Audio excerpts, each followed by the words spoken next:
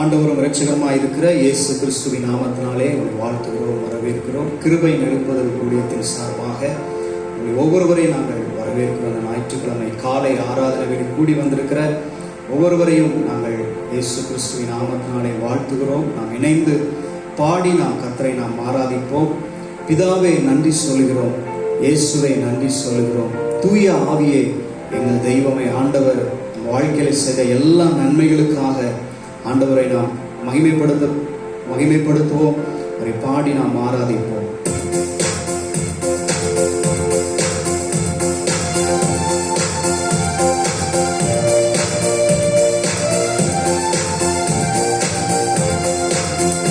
பிதாவே நன்றி சொல்கிறோம், இயேசுவே நன்றி சொல்கிறோம்.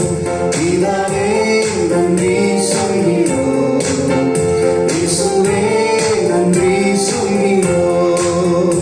தூய ஆவியே எங்கள் தெய்வமே நன்றி சொல்கிறோம். துதி ஆராதனை செய்கிறோம், ஆராதனை செய்கிறோம். பிதாவே நன்றி சொல்கிறோம், இயேசுவே நன்றி சொல்கிறோம். தேவன் அருளிய சொல்லி முடியா இருக்க ஸ்தோத்திரம், நீ செய்த எல்லா நன்மைக்கும் ஸ்தோத்திரம் ஸ்தோத்திரவே. தேவன் அருளிய சொல்லி முடியாத இவுகளுக்காக உமக்கு நன்றி ஆண்டவரே சொல்லி, எண்ணி முடியாத அதிசயங்களை செய்தவரே உமக்கு ஸ்தோத்திரம் சொல்லி ஆர்வமாக. தேவன் அருளிய சொல்லி முடியா இருக்க ஸ்தோத்திரம், நீ செய்த எல்லா நன்மைக்கும் ஸ்தோத்திரம் ஸ்தோத்திரமே.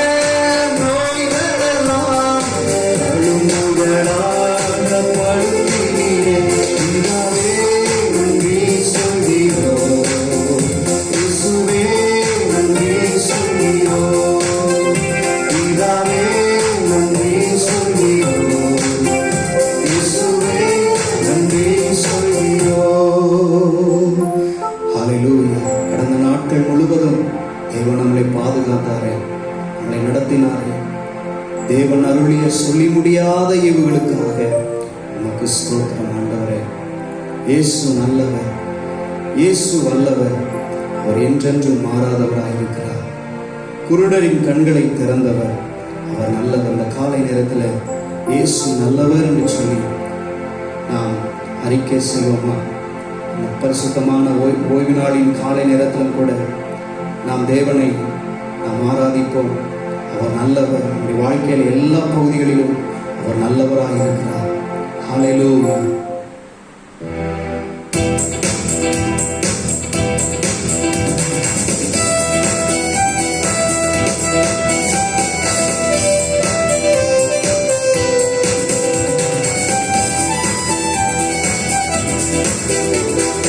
இயேசு நல்லவர், இயேசு வல்லவர், என்றென்றும் மாறாதவர்.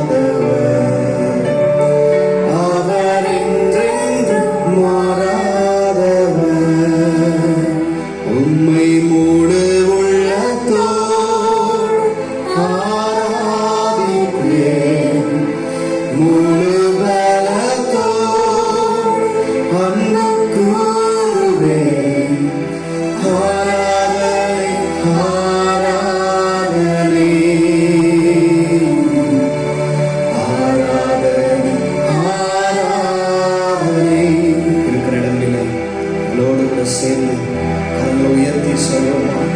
மூடு உள்ளத்தோடு ஆராதிப்பேன், முழு பலத்தோடு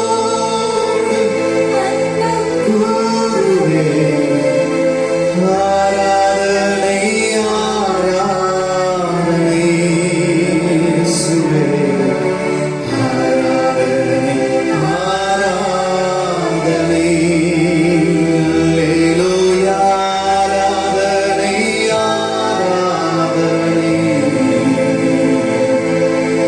ஆராதனை ஆராதனை. கரங்களை உயர்த்தி சொல்லுமா? ஆராதனை ஆராதனை இயேசுவே,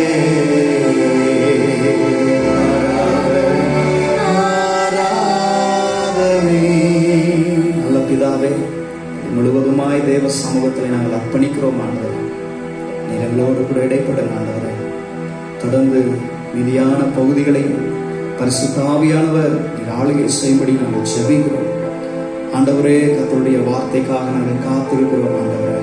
நீர் எங்களோடு கூட பேசு, சங்கீத பகுதியின் மூலம் பேசு ஆண்டவரே. நாங்கள் இணைந்து தேசத்துக்காக ஜெபிக்க, மன்றாட, போராட கர்த்தர் கிருபை தரும்படி நாங்கள் ஜெபிக்கிறோம் ஆண்டவரே. எங்களை முழுவதுமாய் தாழ்த்துகிறோம். எங்களுடைய எல்லா துதி ஸ்தோத்திரங்களையும் பிதாவின் கரங்களை ஒப்புக் கொடுக்கிறோம். நல்ல பிதாவே, ஆமென். வாசிக்கும்படியாக தெரிந்து கொள்ளப்பட்ட சங்கீதம் 143. சங்கீதம் 143. கர்த்தாவே, என் ஜெபத்தை கேளும், என் விண்ணப்பங்களுக்கு செவிகொடும். உமது உண்மையின் படியும் உமது நீதியின் படியும் எனக்கு உத்தரவு அருளி செய்யும். ஜீவனுள்ள ஒருவனும் உமக்கு முன்பாக நீதிமான் அல்லாததினாலே அடியேனை நியாயம் தீர்க்க பிரவேசியாதேயும். சத்துருக்கள் என் ஆத்துமாவை தொடர்ந்து என் பிராணனை தலையோடே நசுக்கி வெகு காலத்துக்கு முன் மரித்தவர்கள் போல் என்னை இருளில் இருக்க பண்ணுகிறான். என் ஆவி என்னில் தேங்குகிறது, என் இருதயம் எனக்குள் சோர்ந்து போகிறது.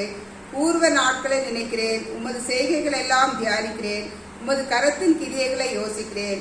என் கைகளை உமக்கு நேராக விரிக்கிறேன். வறண்ட நிலத்தை போல் என் ஆத்துமா உண்மையில் தாகமா இருக்கிறது. கர்த்தாவே, சீக்கிரமா எனக்கு செவிகொடும், என் ஆவி தொய்ந்து போகிறது. நான் குழியில் இறங்குவர்களுக்கு ஒப்பாகாதபடிக்கு உமது முகத்தை எனக்கு மறையாதேயும்.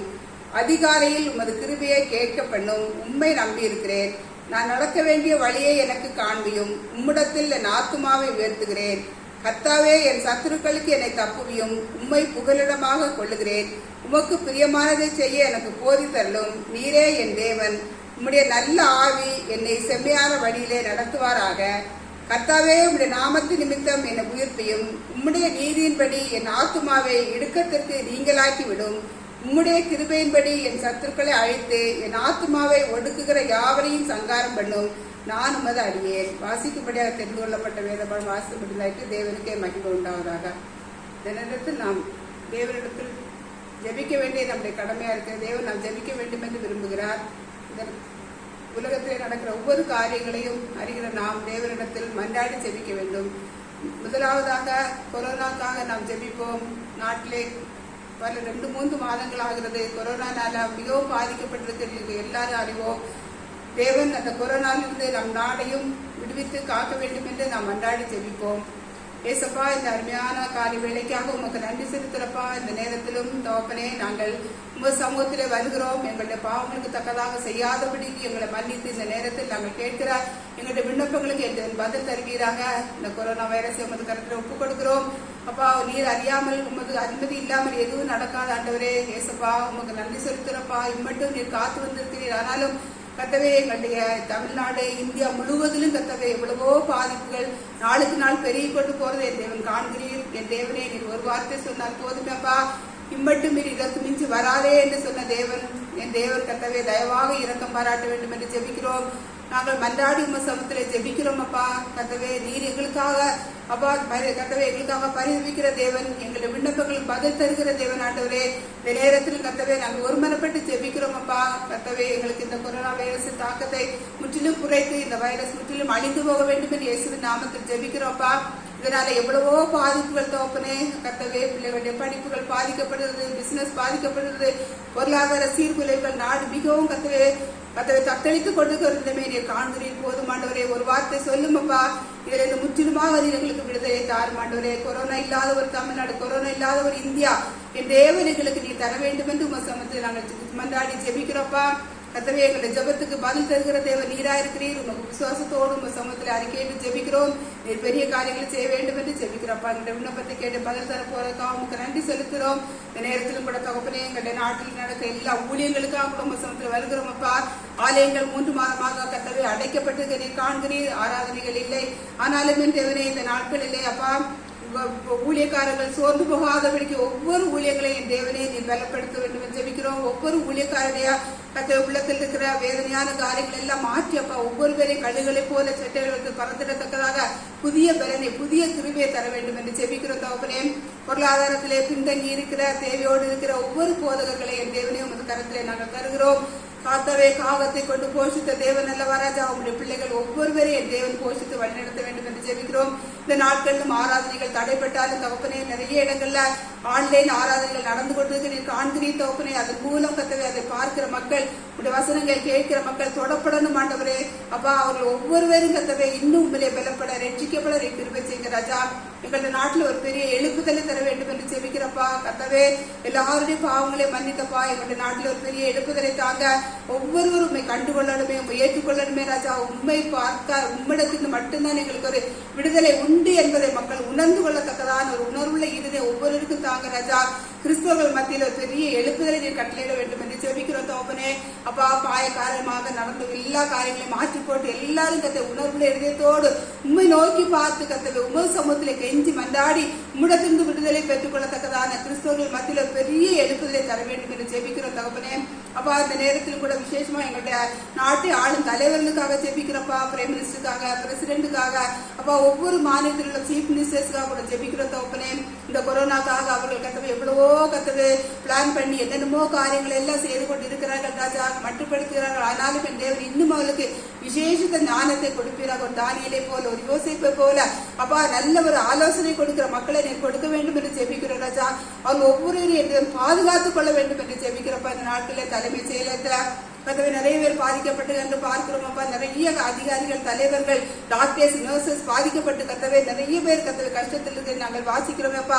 என் தேவன் தயவாக இறங்கி கத்தவை அவங்க ஒவ்வொருவரையும் கத்தவை இந்த வைரஸ் தாக்கத்திலிருந்து விடுவித்து தப்புவித்து பாதுகாத்துக் கொள்ள வேண்டும் என்று ஜெபிக்கிறோம் தகப்பனே. அப்பா, ஒருவருக்கு உயிர் சேதங்கள் வராதபடிக்கு என் தேவன் காத்துக் கொள்ளுங்க ராஜா. என் தேவன் இறங்குவீராக கத்தவை அவங்க ஒவ்வொருவருக்கும் கத்த விசேஷித்த ஞானம், விசேஷித்த கிருபையை நீ பரத்திலிருந்து கட்டளையிட்டு கொடுங்க ராஜா. கத்தவே, எங்களுடைய இந்திய நாடு இயேசுவுக்கு சொந்தமாக மாற வேண்டும் என்று ஜெபிக்கிறப்பா. மக்கள் ஒவ்வொரு உணர்வடையட்டும் ஆண்டவரே. இருளே இருக்கிற மக்கள் வெளிச்சமாகி உம்மிடத்தில் வரத்தக்கதாக அப்பா, இருளே இருக்கிற மக்கள் வெளிச்சத்தை கத்தவை காணத்தக்கதாக என் தேவன் கிருபை பாராட்டுவீராக. இது எல்லாரையும் முன்குறித்த தேவன் ஆண்டவரே. ஒரு ஆத்மா கூட கெட்டுப்போது உங்களுக்கு சித்தமல்ல தகப்பனே. என் தேவன் கத்த ஒரு பெரிய எழுப்புதலை தர வேண்டும் என்று ஜெபிக்கிறப்பா. ஒவ்வொருவரும் உங்க சமூகத்தை உண்மை நோக்கி பார்க்க, ரட்சிக்கப்பட உங்களுடைய வருகைக்கு நீர் ஒவ்வொருவரையும் ஆயத்தப்படுத்த வேண்டும் என்று ஜெபிக்கிறப்பா. உலக நாடுகளுக்காக கூட ஜெபிக்கிறப்பா. எத்தனையோ நாடுகள்ல கொரோனா வைரஸ் தாக்கத்தை குறைத்து தந்திருக்கீங்க, உங்களுக்கு சோத்திரம். இன்னும் கத்தவை பாதிக்கப்பட்ட ஒவ்வொரு நாடுகளிலும் கத்தவே இந்த கொரோனாவை முற்றிலும் அழித்து போட வேண்டும் என்று ஜெபிக்கிறப்பா. இந்த நேரத்தில் கூட கத்தவே இந்த ஜெபங்களுக்கு நீர் பதில் தர போகிறீர், உங்களுக்கு சோத்திரம். கேட்கிற எல்லாரும் கத்தவை தொடர்ந்து நாங்கள் கத்தவை ஜெபிக்க உங்க சமூகத்திலே முற்றிலும் வளர என் தேவன் இந்த நாட்கள் உண்மையிலே அதிகமாக வளர ஒவ்வொருவரையும் நீர் ஆயத்தப்படுத்த வேண்டும் என்று ஜெபிக்கிறோம். இயேசு கிறிஸ்துவின் நாமத்தினாலே தாழ்த்தி ஒப்புக் கொடுத்து ஜெபிக்கிறோம் அல்ல தகப்பனே. ஆமென். ஆண்டவராகிய இயேசு கிறிஸ்துவினுடைய நாமத்துல உங்கள் எல்லாருக்கும் என்னுடைய அன்பின் வாழ்த்துக்கள். கிருபையின் எழுப்புதல் ஊழியங்களின் சார்பாக உங்கள் எல்லாரையும் இன்னொரு தடவை பார்க்கறதுல ரொம்ப சந்தோஷம். லாக்டவுன்ல இருக்கிறோம்னு நினைக்கிறீங்களா? எல்லாரும் லாக்டவுன் கூடிய சீக்கிரம் முடிகிற மாதிரி சொல்றாங்க. அதனால எல்லாரும் என்ன நினைச்சிட்டு இருக்கீங்க? லாக்டவுன் முடிச்சுட்டு நம்ம எல்லாரும் திருப்பி வேலைக்கு போறவங்க எல்லாம் வேலைக்கு போயிடலாம், படிக்க போறவங்க எல்லாம் படிக்க போகலாம்னு நினைச்சிட்டு இருக்கீங்களா? சரி, அப்படி ஒரு பக்கம் நடந்தாலும் நம்ம இப்ப நம்மளை சுத்தி நடக்கிற காரியங்கள் எல்லாம் பார்க்கும்போது இந்த காலங்கள் கடைசி காலங்கள்னு தோணுது இல்லையா? நாம இப்ப என்ன பண்ண போறோம்னா ஒரு சில வசனங்களை வாசிச்சு அந்த வசனத்தை தியானிக்க போறோம். எல்லாரும் உங்க பைபிள் எடுத்துக்கோங்க, வீட்டில் இருந்தாலும் பைபிள் எடுத்துக்கோங்க, ஒரு பேப்பர் எடுத்துக்கோங்க, சொல்லுகிற வசனத்தை எல்லாம் குறித்து வைத்து அதை திரும்பவும் தியானித்துக் கொள்ளுங்க. அது உங்களுக்கு ரொம்ப பிரயோஜனமா இருக்கும் என்று நான் விசுவாசிக்கிறேன். முக்கியமாக நம்ம இந்த காலங்கள்ல, கடைசி காலங்கள்ல இருக்கும்போது இந்த குடும்பங்கள், கிறிஸ்துவ குடும்பங்களுக்கு எல்லாம் தெரிந்திருக்க வேண்டிய காரியங்கள் இந்த கடைசி கால அடையாளங்கள். அதனால நம்ம பைபிள்ல பார்த்தோம்னா மார்க் 13வது அதிகாரத்துல இயேசு கிறிஸ்து ஒலிவமலையின் மேலிருந்து எல்லா சீஷர்களுக்கும் கடைசி காலத்தின் அடையாளங்களை சொல்லுகிறார். அதனால இந்த வாரம் நீங்க எல்லாரும் ஒண்ணு பண்ணுங்க, குடும்பமாக உட்கார்ந்து எல்லாரும் மார்க் 13வது அதிகாரத்தை வாசித்து பார்த்து அதுல இருக்கிற ஒவ்வொரு வசனத்தையும் மிகவும் ஆழமாய் தியானித்து பார்க்கணும். இதுல இருந்து நம்ம பார்க்கும்போது மார்க் 13வது அதிகாரத்தை பார்த்தோம்னா இது நம்ம இருக்கிறதெல்லாம் மிகவும் கடைசி காலம் என்று நம்மளுக்கு தெரிய வருகிறது. அதனால இந்த கடைசி காலங்கள் எப்படி இருக்கும் நம்ம வாசித்து பார்க்கலாமா? மார்க் 13ஆம் அதிகாரம் 19ஆம் வசனம் வாசிக்க கேட்போம். ஏனெனில் தேவன் உலகத்தை சிருஷ்டித்தது முதல் இதுவரைக்கும் சம்பவித்திராததும் இனிமேலும் சம்பவியாததுமான உபத்திரவம் அந்நாட்களில் உண்டாயிருக்கும். அந்நாட்களில்னா நமக்கு வரப்போகிற நாட்களில இதுவரைக்கும் வசனம் எவ்வளவு தெளிவா சொல்லுது பாருங்க. உலகம் உண்டான நாளிலிருந்து இல்லாத அளவுக்கு, இனிமேல் இருக்க முடியாத அளவுக்கு உபத்திரவம் இந்த நாட்களிலே கூடும். இந்த உபத்திரவமான நாட்கள் வரப்போகிறது. நமக்கு வரப்போகிற நாட்கள், முக்கியமாக கிறிஸ்துவை அறிந்து கொண்டவர்களாகிய நமக்கு வரப்போகிற நாட்கள் ரொம்ப கொடூரமாக இருக்க போகிறது. அந்த வசனம், அந்த அதிகாரத்தை முழுவதும் நீங்க வாசித்து பாருங்க. ஆனாலும் இந்த அதிகாரத்திலேயே 10வது வசனத்துல சொல்லுகிறது, அப்படி இந்த மாதிரி காலத்திலயுமே சுவிசேஷம் எல்லா ஜாதிகளுக்கும் அறிவிக்கப்படும் என்று. அது எப்படி இந்த கொடூரமான நாட்களிலும் கிறிஸ்துடைய நாமத்தினால நம்ம எவ்வளவு கிறிஸ்துவனுடைய நாமத்தை அறிவிக்கிறவர்களுக்கு, கிறிஸ்துவனுடைய நாமத்தினால நம்ம ஆராதனை செய்யும் பொழுது நமக்கு எவ்வளவு பயங்கரங்கள் வரும் என்று அதுலயே எழுதியிருக்கு. அந்த அதிகாரத்திலேயே 10ஆம் வசனத்துக்கு முன்பாக எழுதியிருக்கு. இந்த கொடூரமான நாட்கள்ல எப்படி சுவிசேஷம் அறிவிக்கப்படும்? சரி, இப்போ நான் உங்களுக்கு நடந்த ஒரு சம்பவத்தை சொல்ல விரும்புகிறேன். நான் எம்பிபிஎஸ் படிக்கும் பொழுது நான் ஹாஸ்டல் விடுதியில தங்கி இருக்கும் போது என்னுடைய பக்கத்து ரூம்மேட் ஒருத்தர் இருந்தார். அப்போ அந்த பையன் பஞ்சாப்ல இருந்து வந்திருக்கிறவர். அவருக்கு இங்கிலீஷும் அவ்வளவா தெரியாது, தமிழ் கண்டிப்பா தெரிஞ்சிருக்க வாய்ப்பு இல்லை. கர்நாடகா மாநிலத்துல படிக்கும் போது அங்க கன்னடா பேசுவாங்க. அதனால அவருக்கு தமிழும் தெரியாது, ஆங்கிலமும் அவ்வளவா தெரியாது, கன்னடாவும் தெரியாது, நம்மளுக்கு ஹிந்தி தெரியாது. அப்ப ஒரு தடவை அவர் கொஞ்சம் வியாதிப்பட்டு டெங்கு ஹாஸ்பிட்டல்ல அட்மிட் ஆயிருந்தார். நானும் என்னுடைய ரூம்மேட்டும் சொன்னோம், டே நம்ம பக்கத்து ரூம்மேட் வேற, நம்ம எப்படியாவது போய் பார்க்கணுமேன்னு சொல்லி நாங்க 2 பேரும் போய் பார்த்தோம். சரி, போய் பார்த்தோம். ஆனா நாங்க பார்த்ததுக்கு அப்புறம் 2 பேரும் பேச முடியாது. அவருக்கு தான் எந்த பாஷையும் தெரியாது, நம்ம பேசுறது அவருக்கு புரியாது. அவருக்கு ஹிந்தியை கொஞ்சம் தான் தெரியும், பஞ்சாபி நல்லா தெரியும். நம்மளுக்கு ஹிந்தியே தெரியாது, பஞ்சாபி எப்படி தெரியும்? அதனால அவர் பேசுறது நமக்கு புரியாது, நம்ம பேசுறது அவருக்கு புரியாது. சரி, கொஞ்ச நேரம் போய் அமைதியா உட்கார்ந்து இருந்தோம். சரி, அவரும் சந்தோஷத்தை முகத்துல காமிச்சாரு. சரி, சந்தோஷப்பட்டோம். சரி, நாங்க போகும்போது எல்லா இடத்துலயும் சொல்றது கெட் வெல் சூன்னு சொல்லுவாங்க. நாங்க அவருக்கு கெட் வெல் சூன்னு சொன்னோம், ஆனா அவருக்கு அவ்வளவா புரியல. சரி, அப்புறம் என்ன பண்றது? நானும் என் ரூம்மேட் சொன்னாரு, என்னடா பண்றது, கெட் வெல் சூன்னு எப்படியாவது சொல்லணும் அப்படின்னு. அவரும் கொஞ்சம் அதை புரிய வைக்க ட்ரை பண்ணாரு.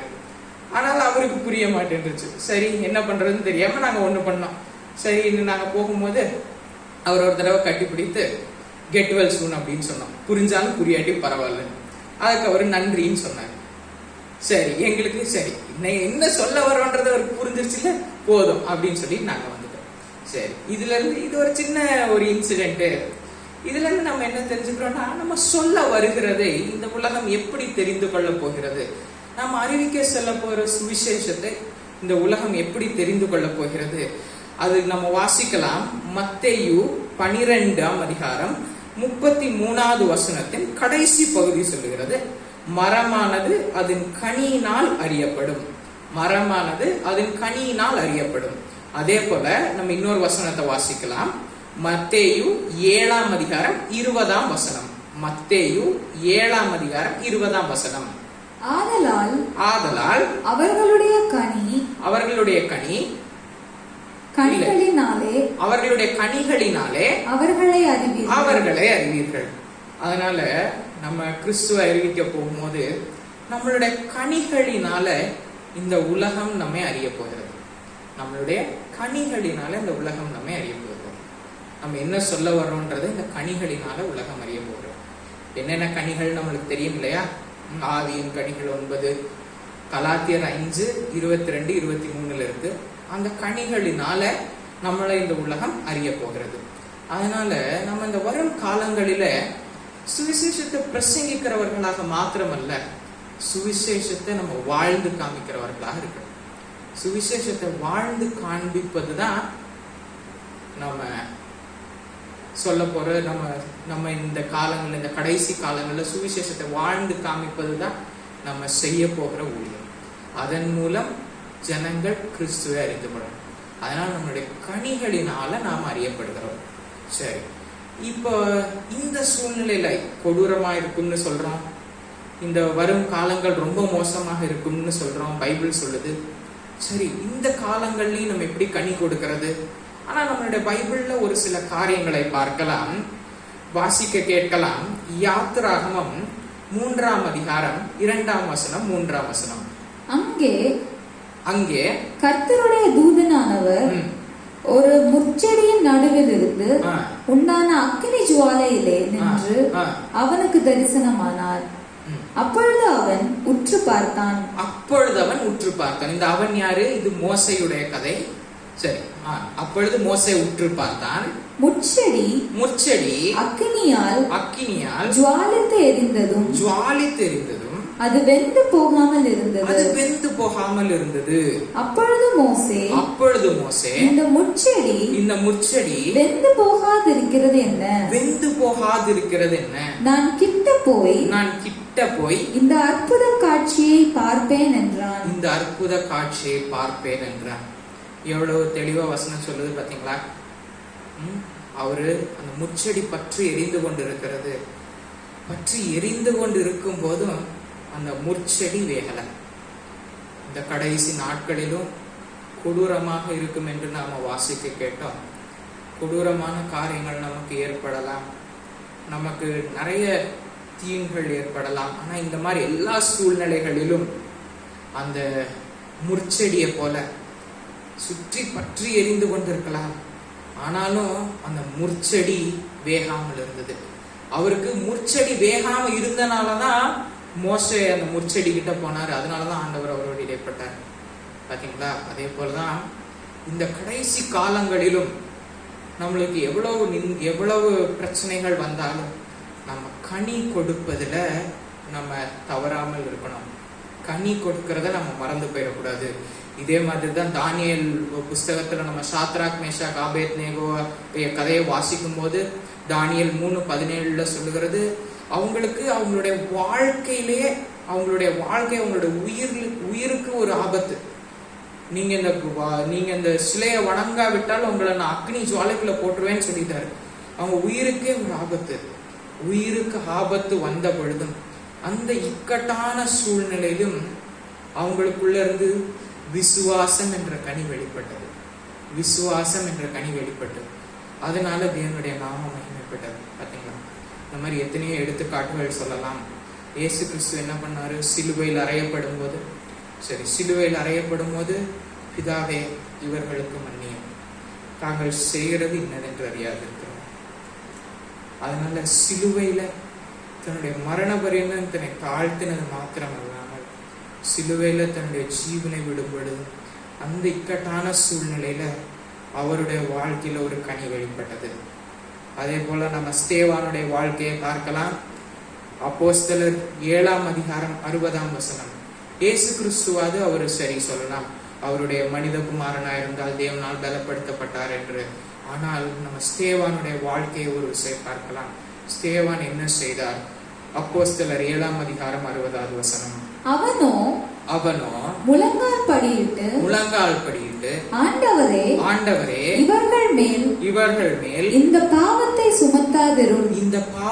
சுமத்தாதிரும் என்று மிகுந்த சத்தமிட்டு சொன்னான். அதுக்கப்புறம் அவரு எல்லாருமே அவருக்கு விரோதமா எல்லாரும் கல்லெறிந்து கொண்டாங்க ஸ்தேவான. ஆனால் அவரு சொன்னது, பிதாவே இவங்க செய்யறத மன்னிச்சிருங்க, இந்த பாவங்களை இவங்களை மேல சுமத்திராதீங்க. அவர்கிட்டையும் அந்த அன்புன்ற ஒரு கனி வெளிப்பட்டது.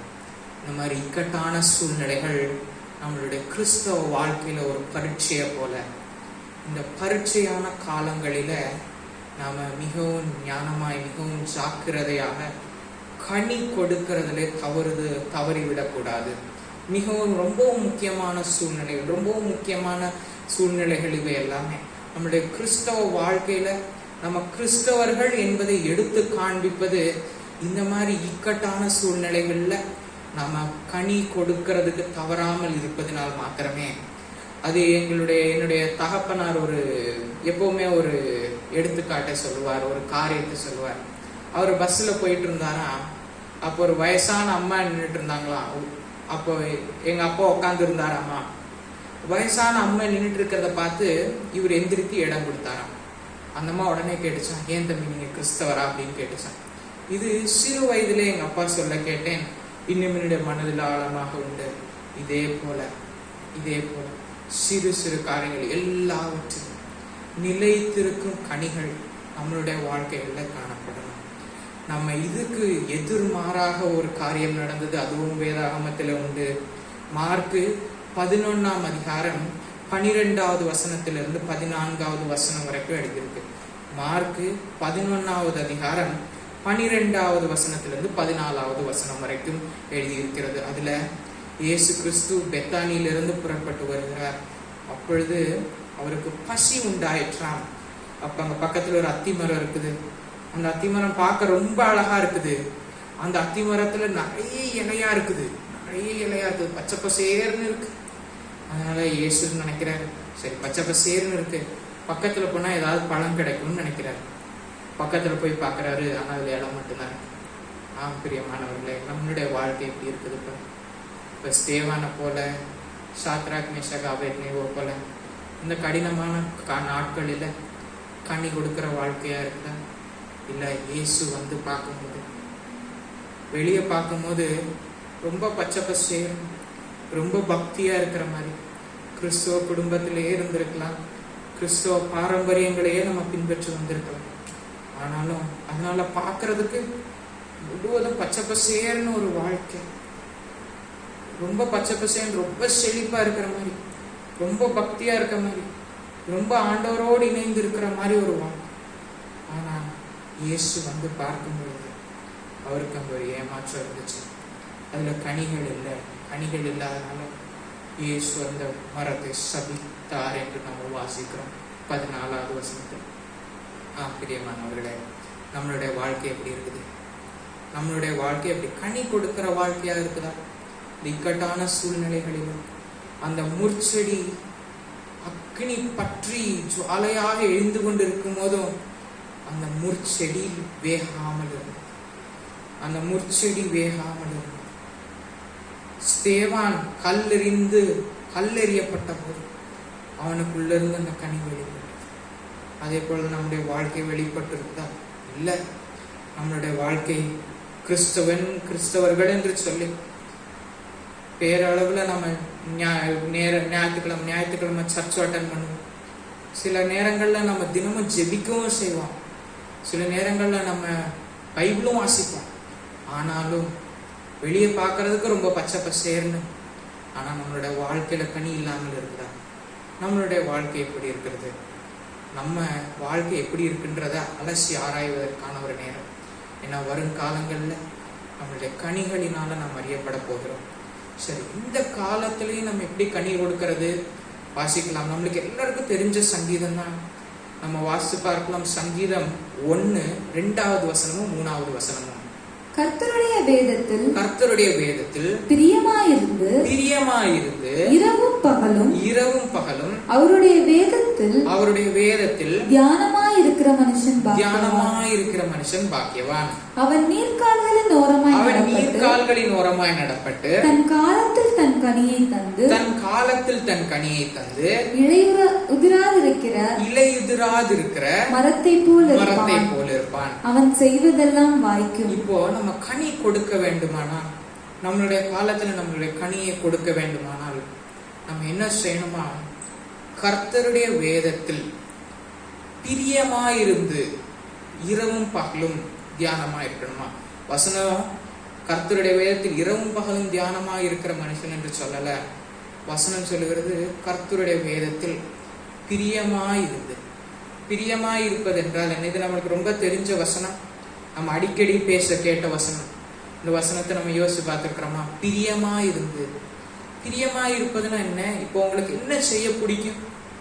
இப்ப சில உங்களுக்கு கொஞ்சம் பேருக்கு இப்ப நம்ம மொபைல்ல ரொம்ப அடிக்ட் ஆயிடுறோம். மொபைல் யூஸ் பண்ற அளவுக்கு பிடிக்குமா? மொபைல் யூஸ் பண்ண பிடிக்கும். மொபைல் யூஸ் பண்ண பிடிக்கிற அளவுக்கு நம்மளுக்கு பைபிள் வாசிக்க பிடிக்குதா? கொஞ்சம் பேருக்கு தூங்குறது ரொம்ப பிடிக்கும். தூங்குற அளவுக்கு உங்களுக்கு பைபிள் வாசிக்க பிடிக்குதா? அப்படி பிரியமா இருந்து பைபிள் மேல அப்படி ஒரு பிரியம் வேணும். ஆண்டவருடைய வசனத்தின் மீது அப்படி ஒரு பிரியம் வேணும். அப்படி பிரியமா இருந்து இரவும் பகலும் அவருடைய வசனத்துல தியானமா இருக்கிற மனுஷன் நீர்கால்களின் ஓரமாய் நடப்பட்டு தன் காலத்திலும் தன் கனியை கொடுத்து இலையுதிராதிருக்கும் மரத்தை போல இருக்க போறோம். சரி, வேற என்ன செய்யணும்? நம்ம இன்னொரு அதிகாரம் கனியை பத்தி நம்ம வாசிக்கிறோமானால் யோவான் 15வது அதிகாரம் மிகவும் முக்கியமான அதிகாரம். அது முழுவதும் கனிகள் பத்தி இருக்குது. அதுல இருந்து நம்ம ஒரே ஒரு வசனத்தை வாசிக்க கேட்கலாம். யோவான் 15ஆம் அதிகாரம் 5ஆம் வசனம். நானே திராட்சை செடி, நீங்கள் கொடிகள். ஒருவன் என்னிலும் நான் அவனிலும் நிலைத்திருந்தால் அவன் மிகுந்த கனிகளை கொடுப்பான். என்னையெல்லாம் இதுல ரெண்டு காரியங்கள் இருக்கு. திருப்பி வாசிக்கலாம்.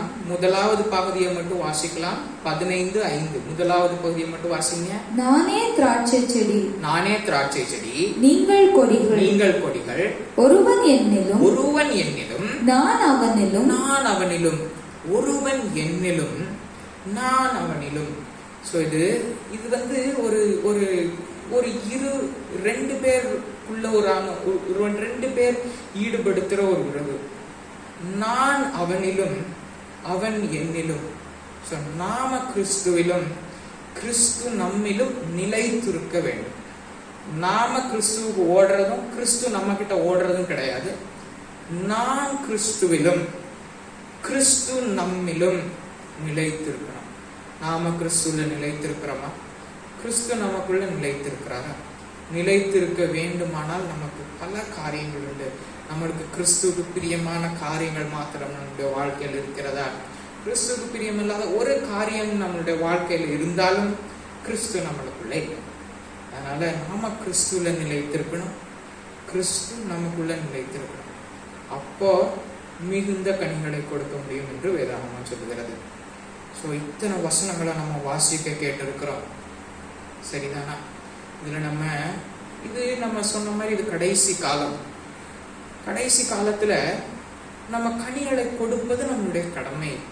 கனி கொடுக்கும்படி நம்ம தெரிந்து கொள்ளப்பட்டவர்கள் என்று யோவான் சொல்லுகிறது என்று யோவான் 15ஆம் அதிகாரத்துல எழுதியிருக்கு. அதனால இனி நமக்கு காலம் செல்லாது. மார்க் 13:29 சொல்லுகிறது, அவர் வாசப்படியில வந்துட்டாரு. வாசிக்க கேட்கலாம். மார்க் 13:29. மார்க் 13ஆம் அதிகாரம் 29ஆம் வசனம். அப்படியே இவைகள் சம்பவிக்கிறதை நீங்கள் காணும்போது அவர் சமீபமாய் வாசல் அருகே வந்திருக்கிறார் என்று அறிகிறார். இப்ப நம்ம உலகத்துல நடக்கிறது எல்லாம் பார்க்கும்போது இயேசு சமீபமாய் வாசல் அருகில் வந்திருக்கிறார். வாசலுக்கு வந்துட்டாரு. வருகை மிக சமீபம். தோட்டக்காரர் வரும்போது கனி கொடுக்கிறவர்களாயிருப்போமா? கனி நிறைந்த மரங்களாயிருப்போமா? இல்ல கனி இல்லாமல் இலை நிறைந்த மரங்களாயிருப்போமா? யோசித்து பார்க்கலாம். நாம் கனி கொடுக்கணும். கிறிஸ்துவிலே நிலைத்திருந்து, கிறிஸ்து நம்மிலும் நிலைத்திருந்து மிகுந்த கனிகளை கொடுக்கிற காலம் வரப்போகிறது. அதுதான் இந்த காலம். இந்த காலத்திலும் கிறிஸ்துவிலே நிலைத்திருந்து கனி கொடுக்க வேண்டும். நம்மளுடைய கனிகளினால் நாம் அறியப்படுவோம். ஆமென்.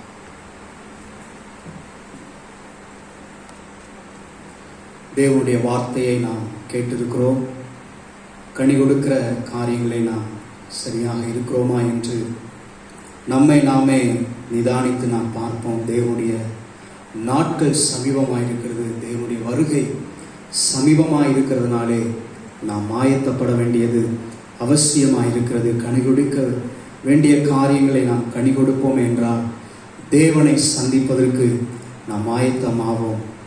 நல்ல அருமையான தேவனுடைய வார்த்தை நாம் கேட்டிருக்கிறோம். கர்த்தர் திட்டமும் தெளிவுமாய் நம்மோடு கூட இடைப்பட்டிருக்கிறார். இந்த காலத்திலும் மௌனமாய் இருந்தால் நாம் வரப்போகிற காரியங்களை நாம் கைவிடப்படுவோம். ஆகவே தேவனுக்காக, அவருடைய வருகைக்காக நாம் காத்திருப்போம், ஆயத்தமாயிருப்போம். எதையெல்லாம் நம்முடைய வாழ்க்கையில சரிப்படுத்த வேண்டுமோ, எதுவெல்லாம் நம்முடைய வாழ்க்கையிலே தேவன் விரும்பாத காரியங்கள் இருக்கிறதோ அதை தாழ்மையாய் தேவ சமூகத்திலே அர்ப்பணிக்கும் போது, நம்மை ஒப்பு கொடுக்கும் போது நிச்சயமாகவே தேவன் நம்மளை பரிசுத்தப்படுத்தி நம்மை கழுவி நம்மை சுத்திகரிப்பதற்கு அவர் உண்மையுள்ள தேவனாய் இருக்கிறார். நாம் எல்லாரும் கண்களை மூடி நான் ஜெபிப்போம். நல்ல பிதாவே, நாங்கள் உண்மை துதிக்கிறோம், உண்மை ஸ்தோத்திரிக்கிறோம். இந்த ஓய்வு நாளின் காலை நேரத்திலும் கூட ஆண்டவரே, இப்படிப்பட்ட நல்ல சூழ்நிலை மூலம் ஆண்டவரே ஆராதிப்பதற்கும் தேவனுடைய வார்த்தையை கேட்பதற்கும் ஜெபிப்பதற்கும் கொடுத்த நல்ல வாய்ப்புக்காக நாங்கள் கர்த்தரை நாங்கள் ஸ்தோத்திரிக்கிறோம், உம்மை துதிக்கிறோம். ஆண்டவரே, தேவன் எங்களோடு கூட திட்டமும் தெளிவுமாய் நீர் இடைப்பட்டு இருக்கிறீர். ஆண்டவரே, எங்களை நாங்கள் ஆராய ஆண்டவரே எப்போதும் எங்கள் கண்களுக்கு முன்பாக நாங்கள் உண்மை நிறுத்தி வைக்க கர்த்தர் எங்களுக்கு கிருபை தரும்படி நாங்கள் ஜெபிக்கிறோம்.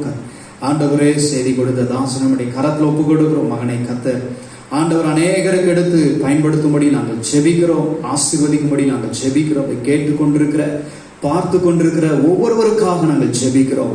தேவன் ஆசீர்வதிக்கும்படி நாங்கள் ஜெபிக்கிறோம். என்னென்ன தேவையோடு கூட அமர்ந்திருக்கிறார்கள் ஆண்டவரே, அந்தந்த தேவைகளை கர்த்தரை சந்திக்கும்படி நாங்கள் ஜெபிக்கிறோம். ஆண்டவரே, அநேக நாட்கள் ஜெபம் பண்ணிட்டு இருக்கலாம் ஆண்டவரே, அநேக நாட்கள் ஒரு குறிப்பிட்ட காரியத்துக்காய் காத்து கொண்டிருக்கலாம். ஆண்டவரே, அந்தந்த காரியத்திலே கர்த்தர் ஜெயத்தை தேவன் கட்டளையிடும்படி நாங்கள் ஜெபிக்கிறோம். ஆண்டவரே, பலவீனத்தோடு வியாதியோடு கூட ஒருவேளை ஆண்டவரே பிரச்சனையோடு கூட அமர்ந்து ஆண்டவரை பார்த்து கொண்டிருக்கிற ஒவ்வொருவருக்காக நாங்கள் ஜெபிக்கிறோம். ஆண்டவரே, தேவன் நம்மளை தொட்டு நீ சுகமாக்கும்படி நாங்கள் ஜெபிக்கிறோம். உம்முடைய கரத்துல ஒப்பு கொடுக்கிறோம், எங்களை அர்ப்பணிக்கிறோம். வாரம் முழுவதும் தேவனுடைய பிரசன்னம், தேவனுடைய பாதுகாப்பு, தேவனுடைய உன்னத தொடுதல் ஆவிக்குரிய வாழ்க்கையில உம்மோடு கூட நடக்கிற காரியங்களை, கனி கொடுக்கிற காரியங்களை நாங்கள் நிலைத்திருக்க ஆண்டவரே நீர் எங்களுக்கு கிருபை தரும்படி நாங்கள் ஜெபிக்கிறோம். உம்முடைய சமூகத்தில் எங்களை தாழ்த்துகிறோம். மீட்பர் இயேசுவின் நாமத்தில் ஜெபிக்கிறோம் நல்ல பிதாவே, ஆமென். நம்முடைய கர்த்தராகிய இயேசு கிறிஸ்துவின் கிருபை, பிதாவாகிய தேவனுடைய அன்பு, பரிசுத்த ஆவியானுடைய அந்யோன்ய ஐக்கியம் இன்றும் என்றும் சதா காலங்களிலும் நம் அனைவரோடு கூட தங்கி இருப்பதாக.